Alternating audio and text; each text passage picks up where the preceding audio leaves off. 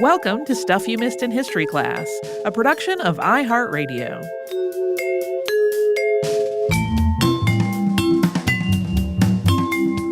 Hello and welcome to the podcast. I'm Tracy V. Wilson. And I'm Holly Fry.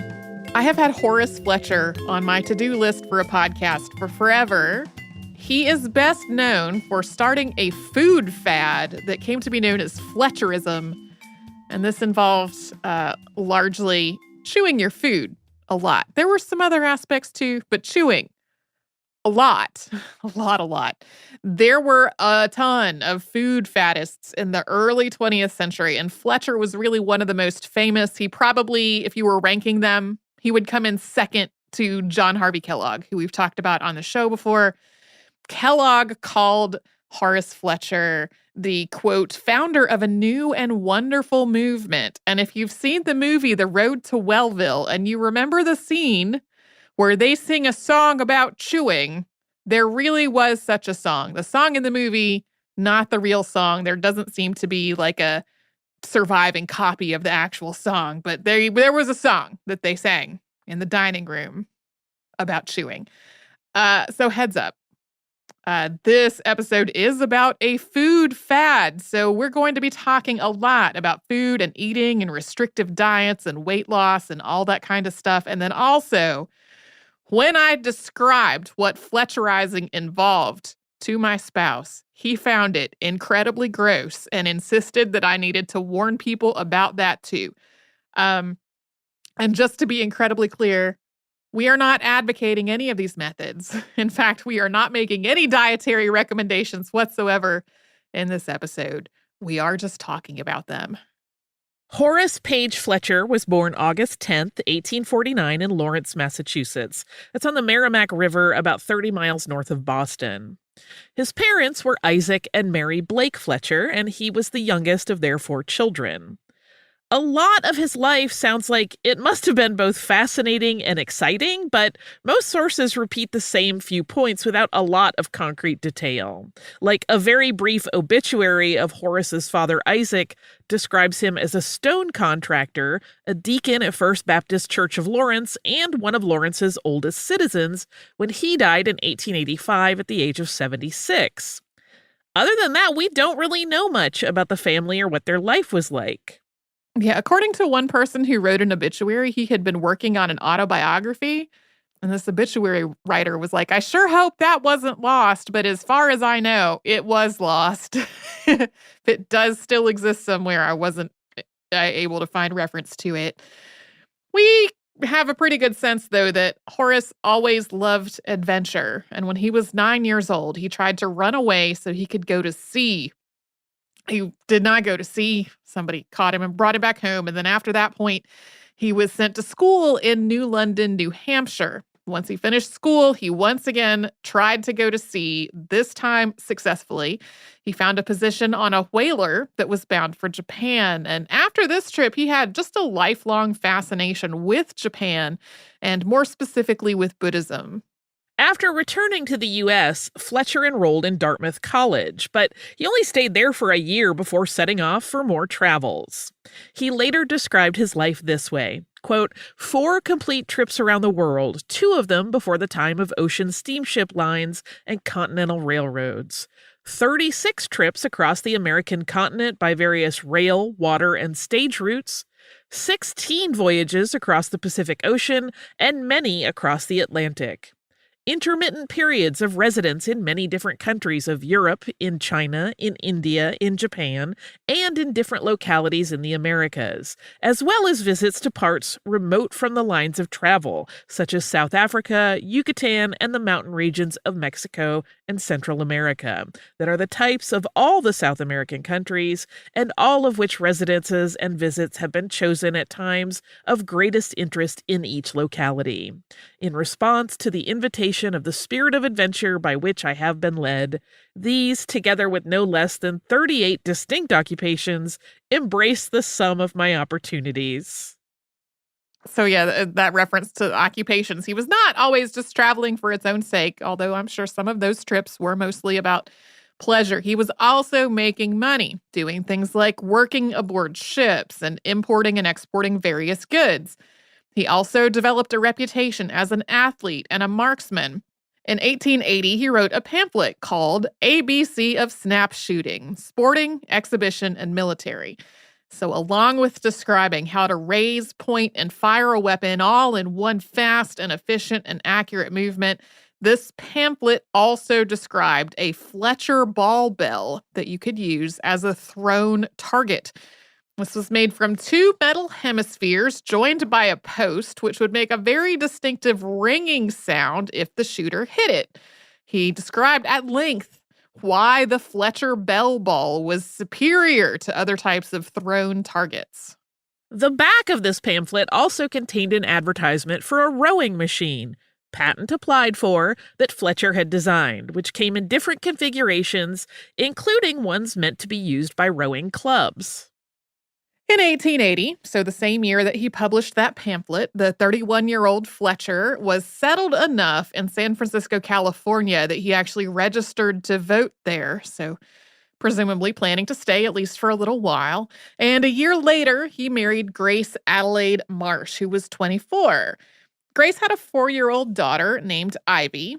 Also in 1881, Fletcher applied for another patent along with William Rose Finch. This one was for improvements in breech-loading firearms. While living in San Francisco, Fletcher seems to have kept up his habit of pursuing various interests. In addition to the shooting manual and the rowing machine and those firearm improvements, he made a printer's ink, and he established an import business to bring in goods from Asia.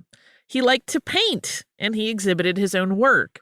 He also was an avid reader and autodidact. According to some accounts, he helped establish the Bohemian Club. That's an elite, invitation-only men's social club. But the Bohemian Club was established in 1872 when Fletcher was only 23. Does not seem to have been the time when he was living in San Francisco yet. Eventually, the Fletchers moved to New Orleans. Later on, Horace was described as, quote, one of the social and literary lights of New Orleans. This writer also described him as a ripe scholar, a charming gentleman, and a successful businessman. By 1892, he was managing the New Orleans Opera House, although this seems to have led to some financial trouble. Operas are expensive, and in 1894, the Opera Guarantee Association filed suit against him over $10,000 in opera company debt. This is debt that Fletcher was contractually obligated to pay off. Other than that lawsuit, it really seems like Fletcher was living a pretty good life, one in which he was well-liked and well-respected wherever he went, and which was also full of travel and adventure and things that he enjoyed. He had made a lot of money and then used it to fund things like opera and theater and art. But as he got into his mid-40s, he was also experiencing what we think a lot of us do in our mid-40s. He was feeling kind of run down. He had persistent indigestion, and he also came down with what he described as a case of influenza about every 6 months. Around 1895, he applied for a life insurance policy, and he was turned down as an unacceptable health risk. So this was a wake-up call. Fletcher later described this experience this way, quote, about 10 years ago, at the critical age of 44, the author was fast becoming a physical wreck in the midst of a business, club, and social tempest. Although he was trained as an athlete in his youth and had lived an active and most agreeable life, he had contracted a degree of physical disorder that made him ineligible as an insurance risk. This unexpected disability with such unmistakable warning was so much a shock to his hopes of a long life that it led to his making a strong personal effort to save himself. So he decided to stop what he was doing, figure out what was causing all of these changes to his body and health, and then fix it. Quote, the study was taken up in a systematic manner, account of which is too long to relate here, but the eager auto-reformer soon learned that his troubles came from too much of many things, among them too much food and too much needless worry. And realizing the danger ahead, he sought a way to cure himself of his disabilities by the help of an economic food supply, as did Luigi Cornaro. But what is even more important, he found a way to enjoy the smaller quantity of food much more than any plethoric luxury can give, and arrived at the method by a route that showed a means of conserving a healthy economy and an increased pleasure of eating at the same time, in quite a simple and scientific manner that anyone may learn and practice without any ascetic deprivation whatever. So, side note, Luigi Cornaro was a Venetian nobleman who lived in the 16th century and credited a severe calorie restriction with restoring him to physical health, and Fletcher brought him up a lot in his writing. Fletcher later described this as a 5-month process in which he assessed how he was thinking, eating, and just living, and made changes. And in his mind, those changes were so successful and so transformative that he needed to share them with others. So soon he was writing books on the subject, and we're going to get into all of that after we pause for a sponsor break.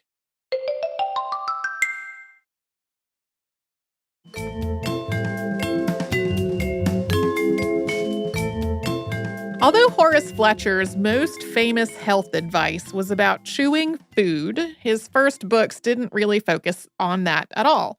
His first 2 books were Menticulture, or the ABC of True Living, published in 1895, and Happiness as Found in Forethought minus Fear Thought, which came out 2 years later. I feel like that could be published today and people would lap it up with a spoon. For sure. A lot of the things that he talks about in these books are very in line with things that you might read in various self-help or maybe kind of new agey books today. So Menticulture was expanded from a talk that Fletcher gave in New Orleans to a group of what were called mental scientists. That would have included psychologists, moral philosophers, behaviorists, basically anyone whose work was connected to the mind and mental health at this relatively early point in the history of psychology as a field. He mentioned humanity's struggle to treat disease until the development of germ theory. And in Fletcher's view, mental illnesses had germs of their own, and there were ways to get rid of those germs. Horace Fletcher stressed that this was not his own new discovery. Quote, Christ, Buddha, Aristotle, Omar Khayyam, and many others have all suggested that the elimination of the evil passions is entirely possible. But my special analysis of them and the easy method of defeat that I have found possible to myself have excited such interest that I have been induced to publish them without attempting to follow the subject beyond the elementary stage. Long story short, all of those evil passions were rooted in anger or worry. And if you got rid of anger and worry, you could get rid of all of their associated ills. That sounds great. Yeah, like he doesn't ever seem to engage with the idea that like a person could have a mental illness that makes getting rid of worry and anger kind of outside of their control in a lot of ways. Right. There's a presumption of like a level playing field of everyone's mental health. Yes, 100%. Yeah, but I have for sure been in places or times in my life when I was making a lot of my own misery by my own like thought patterns, and getting out of those thought patterns changed things. So, I mean, that part of it is both appealing and problematic. So anyway, he offered a prescription for how to do this. Quote, 1 grain of the assurance of Christ that man is made in the image of God.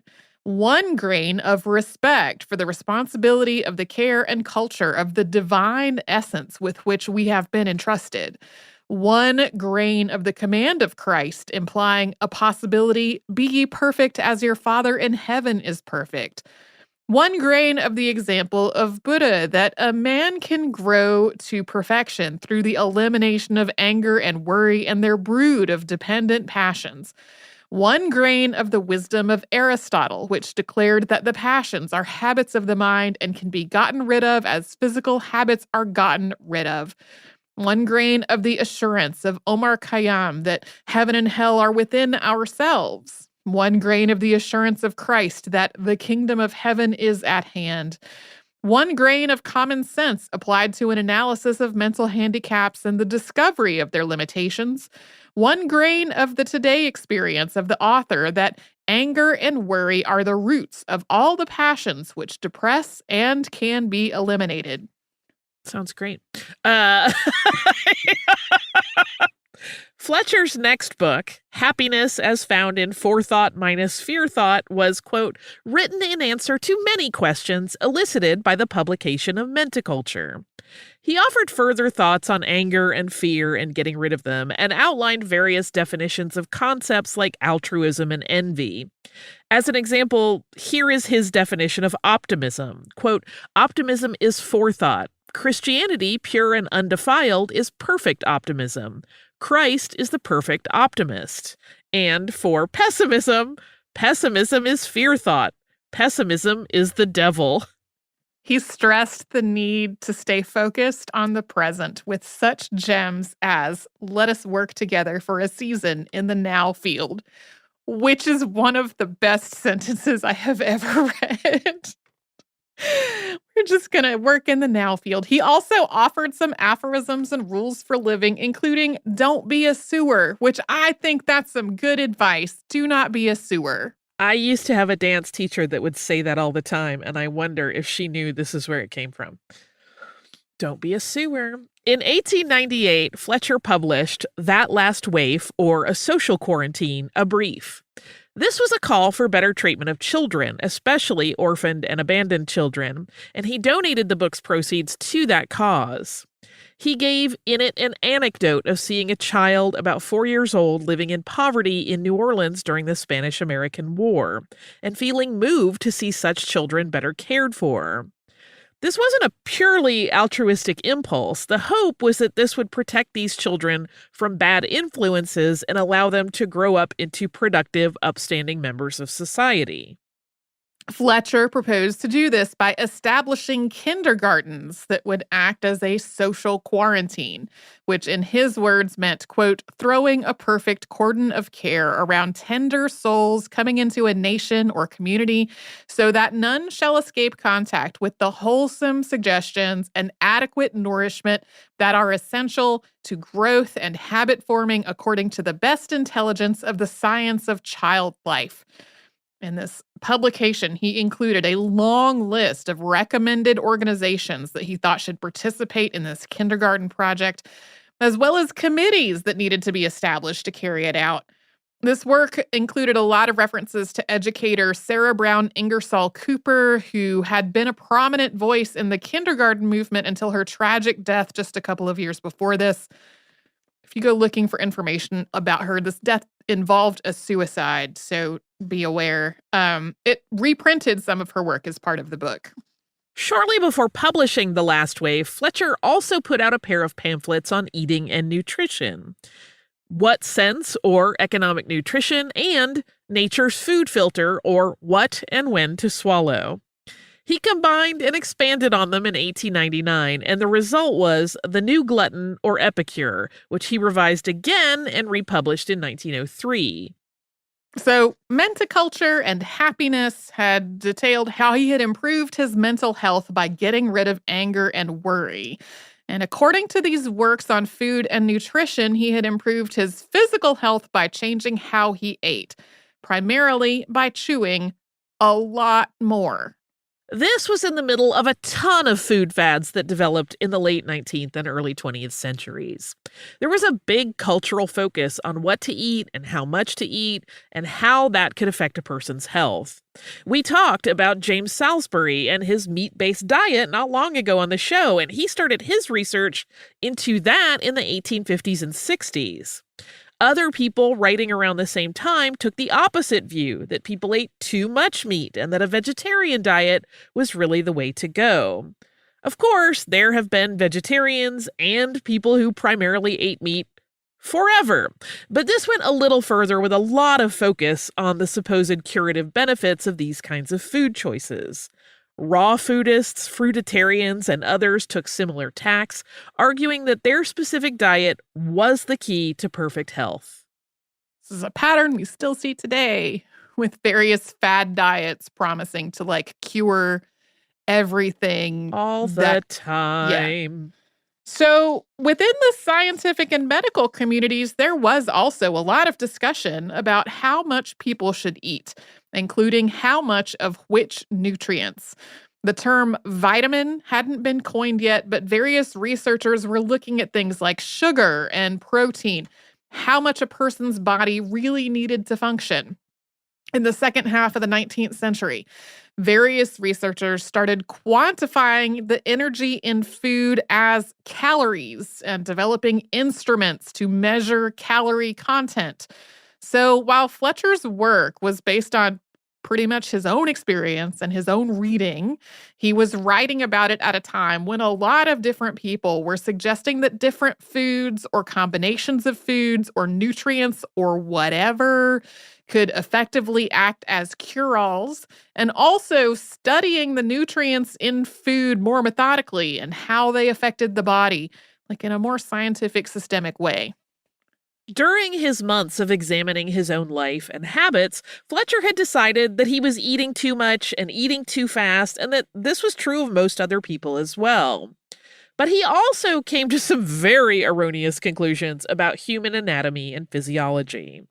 He thought that most digestion happened in the mouth, that the anatomy of the mouth, including anatomical structures in the palate and throat, acted as a nutrient gate, that indigestible foods became digestible only after being chewed thoroughly and being mixed with saliva, and very importantly, that chewing food sufficiently required you to keep chewing until the food had lost all its flavor and had been rendered into a nutrient liquid that would slide past that gate and down the throat involuntarily. It would, in his words, swallow itself. This makes me so sad. Yes. The food's taste offered a clue to how long that chewing needed to go on. As long as there was a flavor present, there were nutrients that still needed to be extracted. In some of his writing, he kind of personifies this in the form of Dr. Taste, who tells you if you're ready to swallow your food or not. Indigestible sediment, meaning anything that was not liquefied and remained in the mouth during that involuntary swallow, that was unnecessary. You could spit it out. And if you were really chewing your food that thoroughly, and according to him, absorbing all the nutrients and spitting out all the waste, then you would, of course, see a big difference on the other end of the digestive tract as well. He called feces digestion ash, both because of what he said it resembled when eating this way, and because he thought that the body had burned away all of the nutritious substance as fuel and left only ash behind. Some key misunderstandings about the whole thing. Yeah. So this chewing process went way, way, way beyond the idea of chewing each bite 32 times, which I think most of us have probably heard somebody say that before. It's often attributed to British Prime Minister William Gladstone. I'm not actually sure whether he really said that. Most of the time when I tried to track it down, stuff circled back to Horace Fletcher, so I don't really know. How many times a person needed to chew a bite of food, according to Fletcher, depended on the food. He wrote, quote, "Some morsels of food will not resist 32 mastications, while others will defy 700.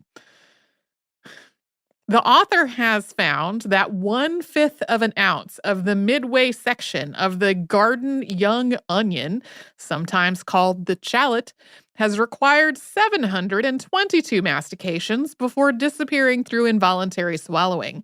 After the tussle, however, the young onion left no odor upon the breath and joined the happy family in the stomach as if it had been of cornstarch softness and consistency."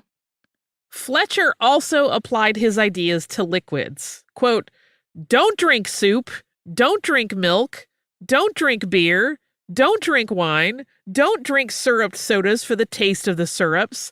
Sip everything that has taste so that taste can inspect it and get the good out of it for you." Yeah, you're supposed to hold it in your mouth until you didn't taste it anymore. Horace Fletcher claimed that eating and drinking in this way allowed him to consume a whole lot less without feeling deprived in any way. Quote, the author ate just what his appetite called for, as nearly as circumstances of supply permitted. He ate all that his appetite would allow, enjoyed a gustatory pleasure that had never been equaled under old habits of taking food, and was a distinct Epicurean gainer by the economy learned and practiced. He described himself as 5'7" tall and 205 pounds when he started eating this way, and said that about 4 months later he weighed 163 pounds and that his energy had returned along with his desire to do physical activity as he had in his younger years. In some circles, all of this really caught on, and Fletcher wound up with some very famous devotees. We'll get into that after a sponsor break.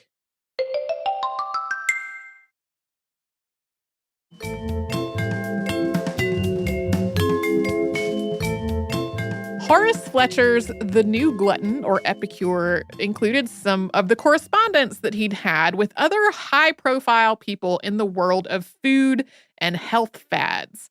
One was Edward H. Dewey, who was a proponent of fasting and the author of a work called The No Breakfast Plan and the Fasting Cure. Another was John Harvey Kellogg, who we've talked about before, whose Battle Creek Sanitarium, nicknamed the SAN, was renowned as a center for health and wellness. Among other things, Kellogg advocated a bland vegetarian diet, and for a time he also advocated Fletcherism at the SAN. He was also a proponent of eugenics and one of several people to introduce Fletcher's ideas into the eugenics movement. In 1900, Fletcher and his family were staying at a hotel in Venice, and Fletcher became friends with the hotel physician, Ernest Van Someren. Van Someren became interested in Fletcher's ideas, and in 1901, he read a paper to the British Medical Association in which he summarized them. He said that he'd improved his own health by chewing his food thoroughly and reducing his protein intake. Van Someren said Fletcherism had allowed him to cure himself of gout, headaches, frequent colds, eczema, and other maladies, while also improving his mental health and his outlook on life. Ernest Van Someren also married Fletcher's stepdaughter Ivy. That happened in 1902. Beyond Fletcher's published work and lectures on food and nutrition, he also had money. And during these same years, he started trying to establish and fund a nutrition research institute. This may have led some nutritionists to give him more attention than they might have otherwise, since newly developed instruments like respiration calorimeters were expensive. Sir Michael Foster of Cambridge University heard about Fletcher's plans and invited him to come for a visit. Although it seems like Fletcher's ideas did get some support at Cambridge, the university eventually turned its attention to funding from the Carnegie Institution, was also providing money for this kind of research, and not advocating that people chew their food until it was a tasteless pulp. Fletcher visited the SAN in 1902, and that same year he carried out a publicity stunt meant to show off his endurance, which he attributed to his way of eating. He climbed to the top of the Washington Monument, that was 896 stairs without stopping, and then he ran back down. This was not the first or the last such display. For example, a few years before, for his 50th birthday, he and 30-year-old artist Edward W. Redfield had set off on a 200-mile bike ride in France, although Redfield got cramps and had to take a train back home while Fletcher went on without him. Fletcher also became connected to Russell H. Chittenden, who was director of Sheffield School of Science at Yale University, who wondered if Fletcher's methods might help him address some of his own chronic health issues. Chittenden invited Fletcher to the lab for a series of studies. He ran various tests and experiments. This included analyzing exactly how much Fletcher was eating and of what, and having him do various physical trials. He concluded that Fletcher was living on less food than most people were believed to need, including eating about a third of the recommended amount of protein, all while maintaining what seemed like a steady weight. And he also seemed to be physically healthy. Although Chittenden does seem to have concluded that Fletcher was physically healthy while eating a lot less food, he was also pretty selective about which of Fletcher's ideas he really supported. He thought really, really thoroughly chewing food led to better digestion, and that the reduced calorie and protein intake that was a natural side effect of this extensive chewing was a good thing. But he did not support Fletcher's claims that there was some kind of physiological nutrient gate in the mouth, or that the mouth included previously unknown digestive organs. Chittenden published an article about his work with Fletcher in Popular Science in June of 1903. It said in part, quote, "The writer has had in his laboratory for several months past a gentleman, H.F., who has for some 5 years, in pursuit of a study of the subject of human nutrition, practiced a certain degree of abstinence in the taking of food, and attained important economy with, as he believes, a great gain in bodily and mental vigor, and with marked improvement in his general health. Under his new method of living, he finds himself possessed of a peculiar fitness for work of all kinds, and with freedom from the ordinary fatigue incidental to extra physical exertion. And using the word abstinence, possibly a wrong impression is given, for the habits of life now followed have resulted in the disappearance of the ordinary craving for food. In other words, the gentleman in question fully satisfies his appetite, but no longer desires the amount of food consumed by most individuals." A lot of Horace Fletcher's writing was focused on feeling better, both mentally and physically. But he also touched on more economic ideas, like if poor people started Fletcherizing, they could better afford to feed their families. And that aspect of Fletcherism was really attractive to people who were responsible for figuring out how to feed large groups, like the U.S. Army. The Army sent a medical team to Yale, reportedly some of the same people who had been part of Walter Reed's efforts to stop the spread of yellow fever, which we recently had as a Saturday classic. The Army wanted to figure out if soldiers could cut down on the rations that they needed by employing Fletcherizing. Fletcher published another book in 1903 called A, B to Z of Our Own Nutrition. Among other things, this describes some of the ongoing research that was happening at that point involving soldiers at Yale. In it, Fletcher also proposed a series of questions for readers to ask themselves. Some were pretty straightforward, like the first question, which was, how much do I know about my own nutrition? Others were a little more fanciful, including, quote, were I an iron and steel automobile instead of a flesh and blood automobile, which I really am? Could I get a license for myself as a chauffeur to run myself with safety based upon my knowledge of my own mechanism and the theory and development of my power? Just gonna digest that concept for a moment. Fletcher also placed a lot of moral and religious weight onto eating decisions. As one example from this book, he wrote, quote, how can I religiously ask a blessing upon food and then immediately sin by treating it in a manner abhorrent to the natural requirements? In 1904, Chittenden was still doing research at Yale, including one study involving 3 groups of test subjects. There were brain workers. Those were people who had pretty sedentary jobs. There were members of the Army Hospital Corps whose activity level was described as moderate. And there were members of the varsity crew at Yale who were doing intensive athletic training. According to Fletcher, the Army also distributed a set of instructions titled Method of Attaining Economic Assimilation of Nutriment, but the only places that Tracy found that were in Fletcher's own writing and that of people citing him. He did, however, serve on the Committee of 100 on National Health, as well as on the other National Commission on Mental Hygiene. At one point, he was also vice president of the Food Reform Society of England. Although people like Chittenden and various Army leaders seem to have been willing to at least investigate Fletcher's claims, he was at odds with a lot of other people in the evolving field of nutrition. Fletcherism was nicknamed the choo-choo cult, and even some people who cautiously suggested that he might have a point in terms of people needing to chew their food better. They also noted that most of his support was from people who just subjectively said that they felt better when they were Fletcherizing their food. Anecdotes versus data. Meanwhile, Fletcher was giving speeches and funding research and mailing samples of his digestive ash to researchers. Famous people who reportedly attended his lectures included John D. Rockefeller, Sir Arthur Conan Doyle, and Upton Sinclair. Franz Kafka was reportedly a Fletcherite, with his father hiding behind his newspaper during meals so that he would not have to watch all that chewing.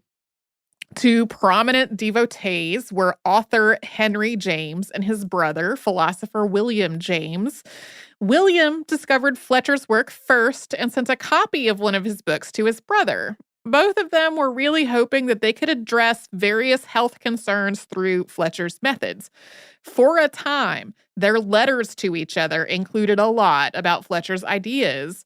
Henry, in particular, was, in his own words, zealous, and he advocated Fletcherism to his friends and literary colleagues, including Edith Wharton.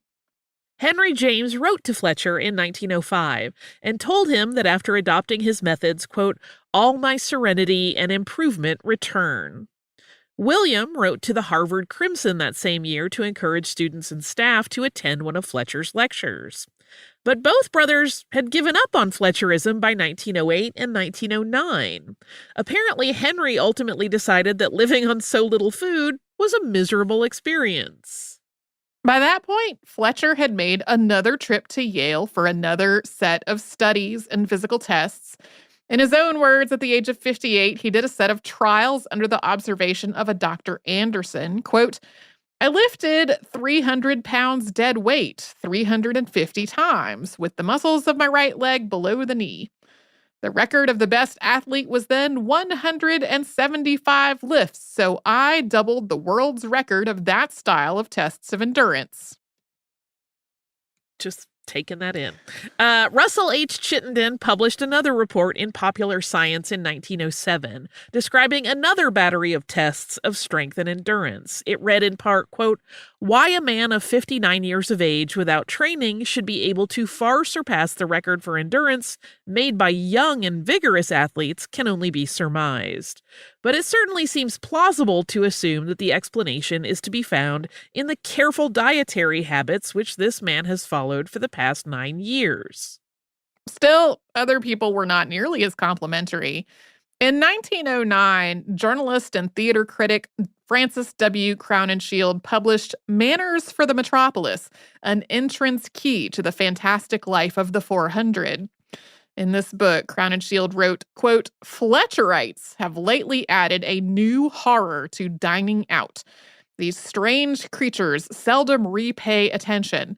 The best that can be expected of them is the tense and awful silence which always accompanies their excruciating tortures of mastication. For context, back in 1888, Ward McAllister had told the New York Tribune that there were only 400 people in fashionable New York society, and that had evolved into a list of who the 400 fashionable people were. And a few years after this, Crowninshield would become editor of Vanity Fair. In 1913, Fletcher published Fletcherism, What It Is, or How I Became Young at 60. In it, he wrote, quote, the first rule of Fletcherism is to feel gratitude and to express appreciation for and of all the blessings which nature, intelligence, civilization, and imagination bring to mankind. He also boiled Fletcherism down to 5 rules. First, wait for a true earned appetite. Second, select from the food available that which appeals most to appetite and in the order called for by appetite. Third, get all the good taste there is in food out of it in the mouth and swallow only when it practically swallows itself. Fourth, enjoy the good taste for all it is worth and do not allow any depressing or diverting thought to intrude upon the ceremony. Fifth, wait. Take and enjoy as much as possible what appetite approves. Nature will do the rest. During World War I, Fletcher started working with Herbert Hoover on food relief projects in Europe. Although in some accounts, this was more like an honorary position that Fletcher basically appointed himself to. Today, Herbert Hoover is most known for having been U.S. president at the start of the Great Depression, and in a lot of ways, He has become a huge scapegoat for that entire financial crisis. But at this point, he was known as the great humanitarian. Hoover had become a multimillionaire after being orphaned at a young age, and he had retired from business to focus pretty much exclusively on philanthropy. If Fletcher's ideas really were sound, if a person really could live on about a third of the recommended calories and protein and still be healthy, that would, of course, be revolutionary to wartime relief efforts. But a number of people pointed out that there was a huge difference between Army recruits and Yale athletes being studied in a lab, having arrived at that lab well-fed and in good health, and people facing years of malnutrition, deprivation, hardship, and violence during the war. Fletcher claimed to have taught Fletcherism to 8 million starving people in Belgium, but although Russell Chittenden was on the advisory committee for some of this food relief, and Chittenden had been researching Fletcher's methods for years, these relief projects did not formally adopt those methods. Yeah, one of the articles that I read about this kind of did a whole thought exercise of like, but what if, actually, I think it was a podcast I listened to, like, but what if they had? How much differently would things have gone if people had been spending all of their time chewing and having way less food? Anyway, Horace Fletcher's story has an abrupt end. He died on January 13th, 1919 in Copenhagen. One obituary described him as 70 years young, although that same obituary also described him as having asthma and rheumatism and being nearly blind from cataracts in both eyes. He's buried in Bellevue Cemetery in Lawrence, Massachusetts. His wife, Grace, lived on until 1942, and his ideas pretty quickly fell out of fashion after his death, although there has been various research since then about exactly how much chewing really is the right amount and whether there was anything to this whole idea. They've kind of had varying results. I'm the healthiest person alive, and now I am gone. Thank you. A wild one. Yeah. Do you have listener mail that doesn't involve a lot of chewing? Fingers crossed. I do. It includes no chewing. This is from Rachel, and Rachel wrote after our blood donation episode with a little PSA. Rachel said, "Hi there. I just listened to your blood bank episode and behind the scenes mini and wanted to share a quick PSA. I also haven't had good experiences donating whole blood due to borderline anemia, but then I found out about platelet donation after a friend of mine was battling lymphoma. She's doing great now. I'm not a science/medical person, but essentially platelet donation involves taking whole blood out of one arm, cycling it through a machine to remove the platelets, and then returning everything else to the other arm. It's a longer process, about 2 hours, but depending on your platelet concentration, they can get up to 3 units per session. And in my experience, the donor doesn't feel as faint afterwards since you're getting your red blood cells back. It has to be done at specific locations, i.e. not mobile blood banks, since the equipment is large, but they wrap you in warm blankets while you watch TV, read, or even just sleep. Platelets have a wide use and are often given to cancer patients, and since they are the part of your blood that clots, they go bad quickly and are needed often. And there's a link to the Red Cross page about that. Rachel says that, Tracy, I know you said you often give whole blood, so you might not be interested in platelet donation, but I also live in the Boston area, and the MGH donation center is top-notch. Thank you for everything you both do. I love your podcast and the new behind-the-scenes mini episodes. I've attached a short video here of our mischievous cat, Penny, who loved opening our cabinets at our old apartment and hiding among our snacks. Cheers, Rachel. That last bit reminds me of a thing that was going around on TikTok for a while about people needing a cabinet kitty. People would have a little video and open the door and there would be their cabinet kitty. Thank you so much for that, Rachel. For me personally, I can walk on foot to drive where I can give whole blood, and going to give platelets requires like either a 20 to 30 minute car trip or much longer on public transportation for where I live. So just for me personally, like I'm more able to fit a whole blood donation into my schedule, but for other people, for other reasons, platelets work a whole lot better. Well, and I think I'm probably the person that mentioned that I always get dinged for having borderline anemia. Right. And there is a platelet donation place near me that is fairly new that I need to make time to go visit and check out and see if I'm a good candidate. My thing with that is that it is very hard for me to set aside 3 hours. Yeah. Where I can't be doing 7 other things.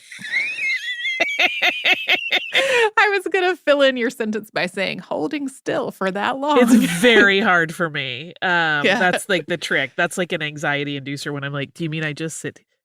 I say, what if I have to pee? Like I immediately go to this like whole anxiety party train. Sure. But I'm going to talk to him and see if there's a way that even the Holly Fries of the world can do it.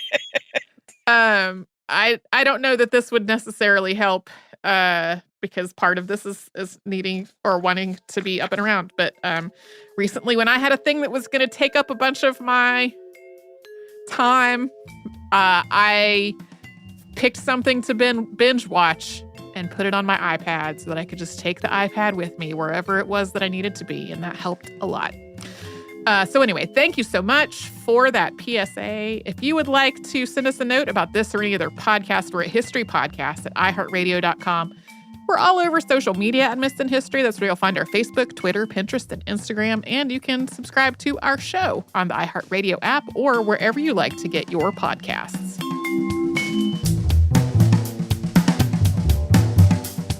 Stuff You Missed in History Class is a production of iHeartRadio. For more podcasts from iHeartRadio, visit the iHeartRadio app, Apple Podcasts, or wherever you listen to your favorite shows.